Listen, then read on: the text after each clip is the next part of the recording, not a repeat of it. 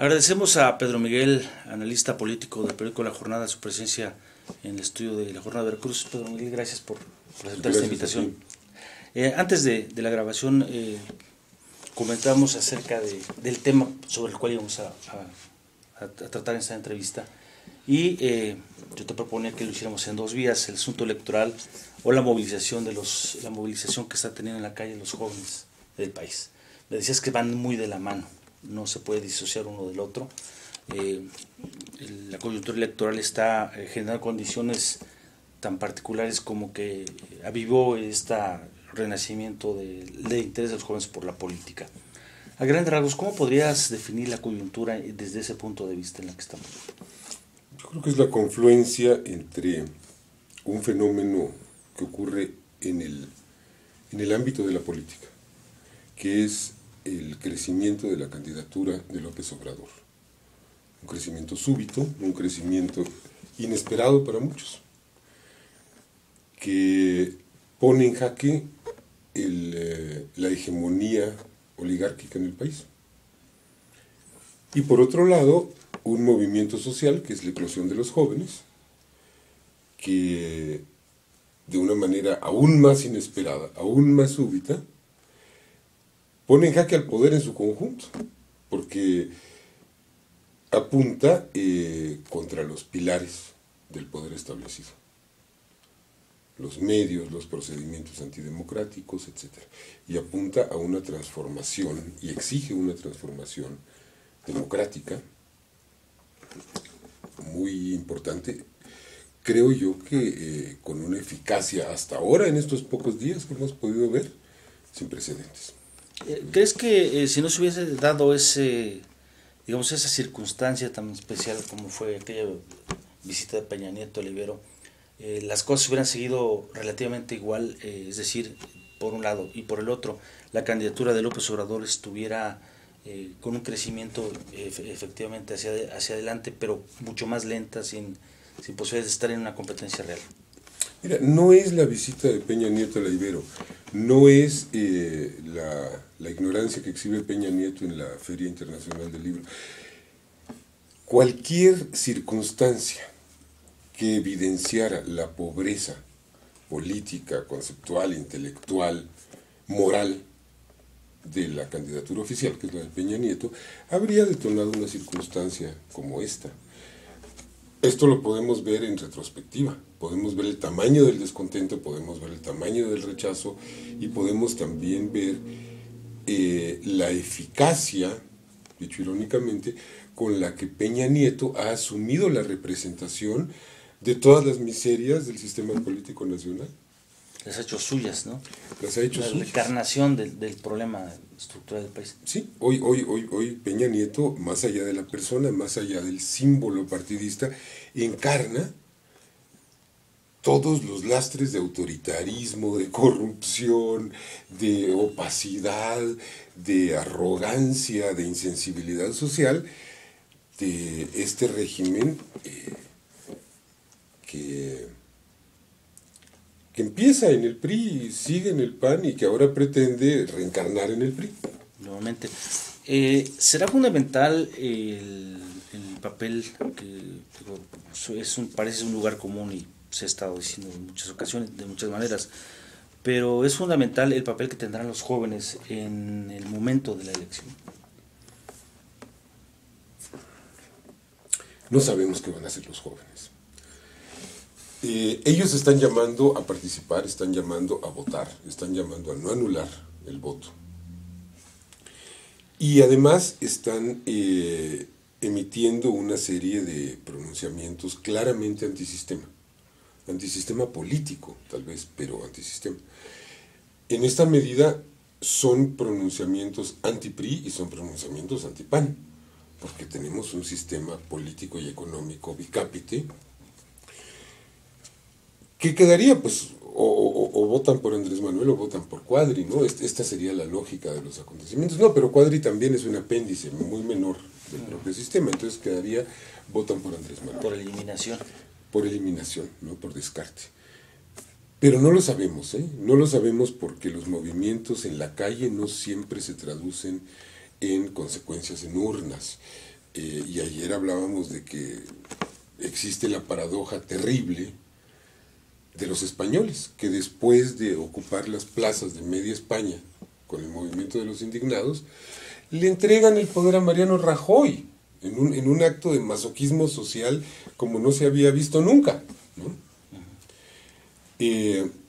Tenemos el voto en México de 94, que después del alzamiento zapatista, después de la ruina palpable del salinismo, de los asesinatos políticos, de la frivolidad manifiesta de un régimen que había encontrado un último aire en su agonía, la ciudadanía le da el poder a Ernesto Zedillo, que era en ese momento la reencarnación de Salinas y su continuidad, y que lo siguió siendo aunque se hayan peleado, ¿no? Entonces, no podemos asumir en automático que el movimiento Yo Soy 132 le va a dar la victoria electoral a López Obrador. Lo que sí podemos ver es el alto grado de coincidencias que hay entre este movimiento social y un movimiento político que viene de muy lejos, que viene de muy atrás, que tiene 7 años de historia, por lo menos si nos remontamos a la resistencia al desafuero, 2005, y que en mucho sentido tienen un área de confluencia enorme en materia de equidad, en materia de la lógica con la que se ejerce el poder. Es decir, creo que unos y otros, a su manera, están proponiendo invertir la lógica del poder y procurar que el gobierno se ejerza no en beneficio de los intereses corporativos, financieros, mediáticos, sino en beneficio de la población. Claro. Digamos, esa coincidencia entre los jóvenes y López Obrador finalmente se traduce en una crítica al sistema, ¿no? Ambos actores coinciden en que está mal el sistema y que hay que cambiarlo, ¿no? ¿Hay condiciones en el país para que se suceda esto? Las hay. Pues de hecho creo que es una de las rarísimas circunstancias históricas en las que hay condiciones para una transformación real y profunda de las lógicas del poder en México. Y por ende, para una transformación profunda del modelo económico, del modelo social. ¿Cuáles son esas condiciones? Un poder a la defensiva, un poder acosado, un poder muy desgastado en sus mecanismos e instrumentos de control político. Cuando tú empiezas a reducir al Estado y a quitarle atributos y a quitarle todo el sistema de dominación, lo que te queda es una banda de hombres armados. Y de la mano de Salinas, Zedillo, Fox, Felipe Calderón, el Estado mexicano se ha ido acercando peligrosamente a esa síntesis, a ese hueso, una banda de hombres armados, porque le han quitado los atributos de bienestar social, porque le han quitado los derechos, porque le han quitado las facultades gubernamentales en una infinidad de materias que ahora son potestad de entidades privadas o de organismos multinacionales o de Washington directamente, etc.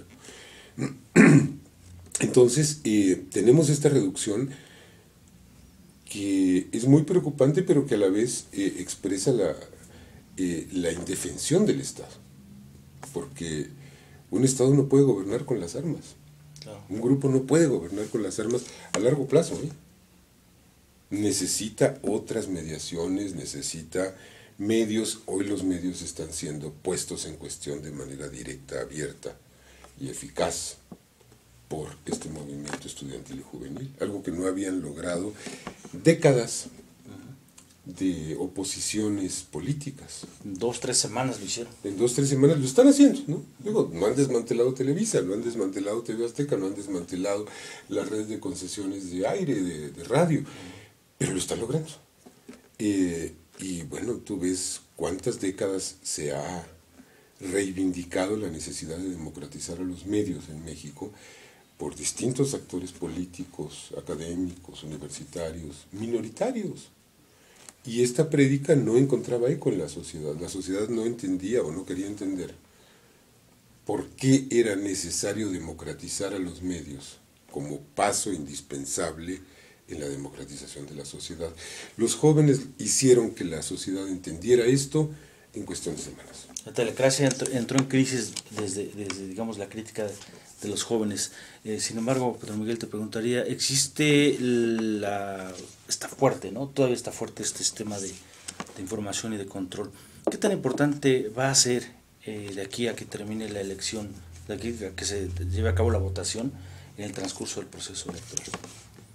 ¿Qué tan importante va a ser? La telecracia, o sea, el control que todavía tienen, pues. Bueno, en reacción a este acoso, a este jaque generalizado en el que se encuentra el poder es uno, es mediático, es político, es empresarial, es financiero. Y tiene protagonistas en distintos sectores, pero forman parte todos de lo mismo, ¿no? Del mismo entramado de intereses. Y la reacción inmediata ante este jaque, ante este acoso social, ¿no? Porque si hay un asedio social que viene de mucho tiempo atrás, pero que ahora adquiere un tono peligroso para ellos, un tono crítico, es lanzar una nueva guerra sucia contra López Obrador, que podría ser el beneficiario de este auge social inesperado, ¿no? Entonces lanzan esta historia del pase de charola de los 6 millones de dólares, que si te fijas es una reedición muy fiel de los videoescándalos de 2004 y del proceso de desafuero que culmina en 2005. Es la misma historia, es decir, es generalizar una sospecha sobre algo que no está para nada claro, es decir, hubo esa reunión, se dijo lo que se dijo, se cometió un delito, se recabó lo que se recabó, es decir, nada de esto está claro, es un elemento de sospecha nada más. Pero ahorita, como esa sospecha ha sido exhibida en los medios durante 24 horas, 3 días, o sea, 72 horas, ya López Obrador es culpable, ¿no? Claro. Es decir, ya la gran conclusión es, ¿no? ya lo juzgaron, ¿no? Ya hay un juicio mediático consumado, ¿no?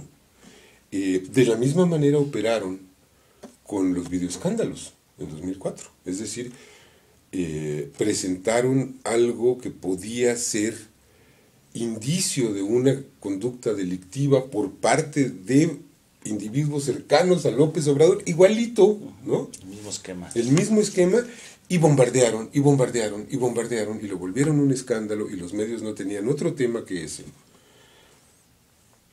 Y la conclusión para algunos sectores de la sociedad fue, es que a partir de esto López Obrador es un corrupto, ¿no?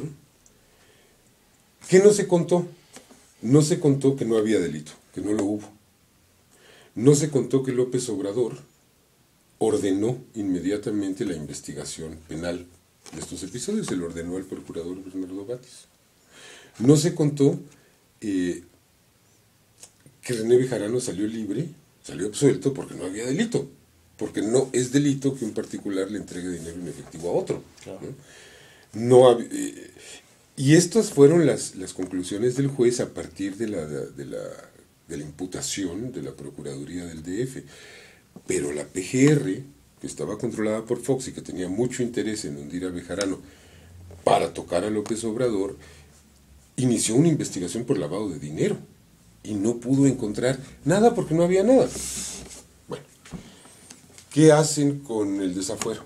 Inventan que López Obrador desacata resoluciones judiciales. Nunca hubo un desacato a una resolución judicial, esto no ocurrió jamás. Y sin embargo se volvió una verdad social. Ese es el poder de los medios, ¿no? Se ha vuelto una verdad social el decir que esta mentira de que López Obrador mandó a la reserva los datos financieros de los segundos pisos y que son secretos. No es cierto, están en internet desde 2006. Y la gente supone que es real. Sí. Entonces, hoy estamos ante una reedición de lo mismo. Esperemos, yo esperaría, en aras, no de López Obrador, sino en aras de la conciencia social, porque es muy hartante que que los medios electrónicos tengan esta capacidad de manipular y de convertir una mentira en verdad oficial, ¿no? Es decir, que sean tan fieles seguidores de Goebbels. Yo esperaría que este recalentado, con menos carne, porque ahora ni siquiera es videoescándalo, es audioescándalo, ¿no? De lo ocurrido en 2004-2005, no tenga ninguna consecuencia. Y creo que fortalece la posibilidad de que no tenga consecuencias el hecho mismo de que ahora los acusadores, las televisoras, las radios, la mayoría de los periódicos, están en el banquillo de los acusados por un movimiento de indudable legitimidad social, que es el de los estudiantes y los jóvenes. Y el movimiento Yo Soy 132 ya tiene claro y le ha hecho claridad a amplios sectores sociales que estos acusadores deben ser los acusados de distorsión, de manipulación, de beneficios inconfesables con el poder, de complicidades y de encubrimientos. Esperemos que sea el caso y que, como decía Marx, si la historia se repite, que la primera vez es tragedia, pero la segunda es farsa. Con esta reflexión, Pedro Miguel, te agradecemos que hayas venido aquí a la Jornada de Veracruz a platicar con nosotros. Muchas gracias a ti y a ustedes. Palabras.